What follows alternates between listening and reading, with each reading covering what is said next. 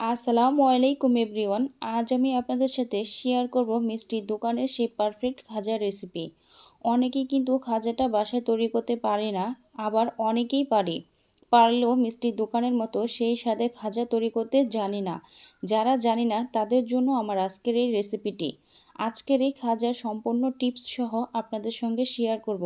তাহলে ভিডিওটি শুরু থেকে শেষ পর্যন্ত দেখতে থাকুন। আশা করি আমার আজকের রেসিপিটি আপনাদের থেকে অনেক বেশি ভালো লাগবে। খাজা তৈরি করার জন্য প্রথমে একটা মিক্সিং বোল নিয়ে নিয়েছি। এখন দিয়ে দিব মেজারমেন্ট কাপের 2 কাপ ময়দা। খাজাটা তৈরি করার জন্য এখানে আমি ময়দাটা ইউজ করতেছি। 2 টেবিল চামচ পরিমাণ তেল দিয়ে দিলাম। এখন তেল, লবণ এইগুলো আমি সুন্দর করে মিক্সড করে নিব। মিক্সড করা শেষ হয়ে গিয়েছে, তাই এখানে আমি কুসুম গরম পানি ইউজ করতেছি খাজাটা তৈরি করার জন্য। আর এখানে আমি পারফেক্ট একটা ডো বানিয়ে নিব। এটা এখন সুন্দর করে হাত দিয়ে স্প্রেড করে নিব। আর এখানে হাফ টেবিল চামচ পরিমাণ আমি কালো জিরা ইউজ করেছি, ওইটা দেখালাম না। তো এটা আমার রেস্টে রাখা হয়েছিল 10 মিনিটের জন্য। 10 মিনিট হয়ে গিয়েছে, এখন এটা আমি হাত দিয়ে আবার একটু স্প্রেড করে নিব।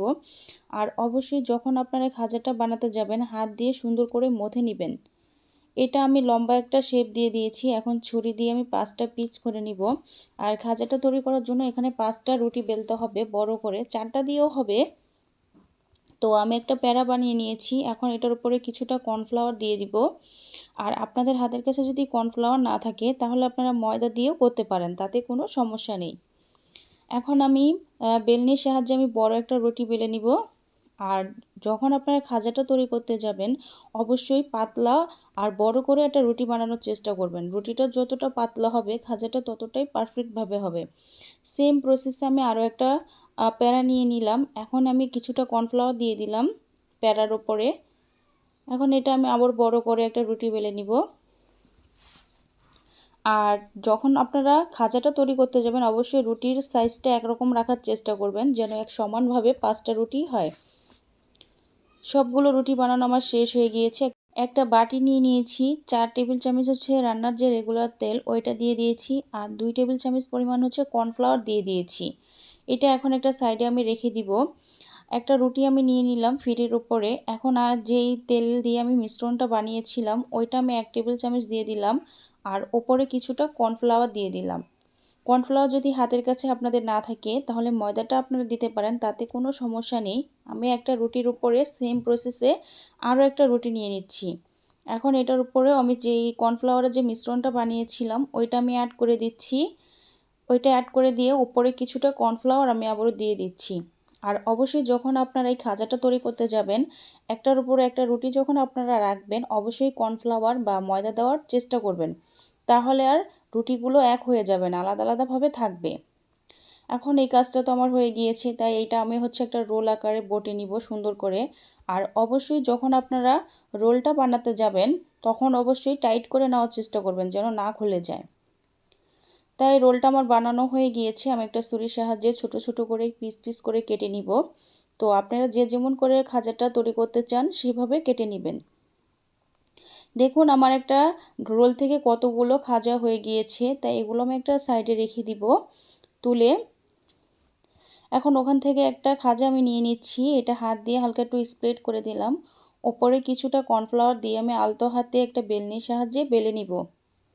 আর অবশ্যই এটা আলতো হাতে বেলে নেবেন, তাহলে কিন্তু সুন্দর মতো খাজার যে শেপ ওইটা খুবই সুন্দর হবে। আপনারা তো দেখেই বুঝতেছেন যে খাজাটা বানানো কতটা ইজিলি, কতটা সহজ। আর আপনাদের সাথে আমি চেষ্টা করেছি খুবই সহজ ও সিম্পলভাবে কিভাবে আপনারা বাসায় খাজাটা তৈরি করতে পারেন মিষ্টির দোকানের মতো সেই রেসিপিটি। আর আমার রেসিপিটি যদি কোথাও একটুখানি ভালো লাগে তাহলে কিন্তু অবশ্যই একটা লাইক দিবেন।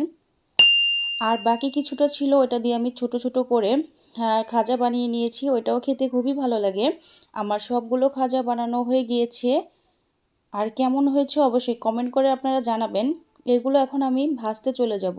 তাই চুলে একটা প্যান বসিয়ে দিয়েছি, দিয়ে দিয়েছি পরিমাণ মতো রিফাইন্ড অয়েল সয়াবিন তেল। তেলটা যখন হালকা কুসুম গরম হয়ে গেছে তখন দিয়ে দিচ্ছি এক এক করে যে খাজাগুলো আমি বানিয়ে রেখেছিলাম ওইগুলো। আমি একবারে সবগুলো খাজা দিব না, এগুলো যখন ফুলবে তখন কিন্তু ডাবল হয়ে যাবে। দেখুন অলরেডি ফুলা স্টার্ট করে দিয়েছে, কতটা ফুলে গিয়েছে। এখন একটা পাশ হয়ে গিয়েছে, তাই আমি খুন্তির সাহায্যে আমি উল্টিয়ে দিব। আর যখন আপনারা খাজাটা ভাজতে যাবেন অবশ্যই চুলার আঁচটা লো করে ভাজবেন, তা না হলে কী হবে, উপর দিয়ে পড়ে যাবে আর ভিতরে যে খাস্তা ভাব বা ক্রিস্পি ভাব ওইটা অ্যাকচুয়ালি আসবে না। অলমোস্ট আমার খাজাগুলো ভাজা হয়ে গিয়েছে, তাই আমি তেল থেকে ছেঁকে আমি তুলে নিচ্ছি এক এক করে। আমি এটা গোল্ডেন কালার করে ভেজে নিয়েছি, আপনারা তো দেখেই বুঝতেছেন। আর এরকম কালার করে ভাজলে খাজাটা খেতেও দারুণ লাগে। আর বাকি যেগুলো ছিল ওইগুলো আমি তেলের ভিতরে দিয়ে দিচ্ছি। হয়তো আমার ভিডিওটা একটু লং হয়ে গিয়েছে, প্লিজ কেউ স্কিপ করবেন না, সম্পূর্ণ ভিডিওটি দেখবেন, খুবই ভালো লাগবে আপনাদের কাছ থেকে। এগুলো ভাজা হয়ে গিয়েছে, তাই এগুলো আমি তেল থেকে ছেঁকে তুলে নিচ্ছি সবগুলো খাজা। চুলায় একটা কড়াই বসিয়ে দিয়ে দিয়েছি শিরা বানানোর জন্য। দিয়ে দিলাম 1 কাপের মতো চিনি, আর 2 পিসের মতো দারচিনি, আর 1 পিসের মতো এলাচ, আর 2টা তেজপাতা আমি মাঝখান থেকে ছিঁড়ে দিয়ে দিয়েছি। এটা আমার সর্বোচ্চ 5 থেকে 6 মিনিট লাগবে শিরাটা বানানোর জন্য। দেখুন শিরাটা আমার বানানো হয়ে গিয়েছে, তাই যে খাজাগুলো আমি ভেজে রেখেছিলাম ওইগুলো আমি গরম গরম এক এক করে চুবিয়ে নিব। আর এক এক করে দিয়ে চুবিয়ে নিলে কিন্তু হয়ে যাবে এপাশ ওপাশ করে। আপনারা তো দেখেই বুঝতেছেন কিভাবে করে দিতে হবে। তাই আমি এক এক করে সবগুলো খাজাই শিরার ভিতরে চুবিয়ে নিব। এগুলো হয়ে গিয়েছে, তাই এগুলো আমি তুলে নিচ্ছি। এভাবে আমি সবগুলো খাজায় শিরার ভিতরে দিয়ে তৈরি করে নিব। অলমোস্ট খাজাগুলো আমার ডান। আপনারা তো দেখেই বুঝতেছেন আমি কতটা ইজিলিভাবে ও সহজভাবে আপনাদের সাথে শেয়ার করেছি কিভাবে বাসায় অল্প উপকরণ দিয়ে খাজা তৈরি করতে হয় সেই রেসিপিটি। এখান থেকে আমি একটা খাজা আপনাদের নিয়ে দেখাচ্ছি, দেখুন কি রকম হয়েছে। আপনারা তো দেখেই বুঝতেছেন কতটা সুন্দর মতো হয়েছে, আর যেটা গোলভাবে বানিয়েছি ওটাও কিন্তু খুবই সুন্দর হয়েছে। এখন একটা খাজা আপনাদের আমি ভেঙে দেখাচ্ছি, দেখুন ভিতরটা কতটা সুন্দর হয়েছে, ক্রিসপি। আর এই খাজাটা যখন আপনারা খাবেন অবশ্যই তখন দেখবেন কি মিলিয়ে যাবে মুখের সাথে, আর এটা খেতে কিন্তু খুবই ভালো লাগবে। যারা নতুন এখনও আমার চ্যানেলটি সাবস্ক্রাইব করেননি, প্লিজ আমার চ্যানেলটি সাবস্ক্রাইব করে দিন, পাশে থাকা বেল আইকনটি প্রেস করে দিন। Thank you for watching my video. ও আল্লাহ হাফেজ।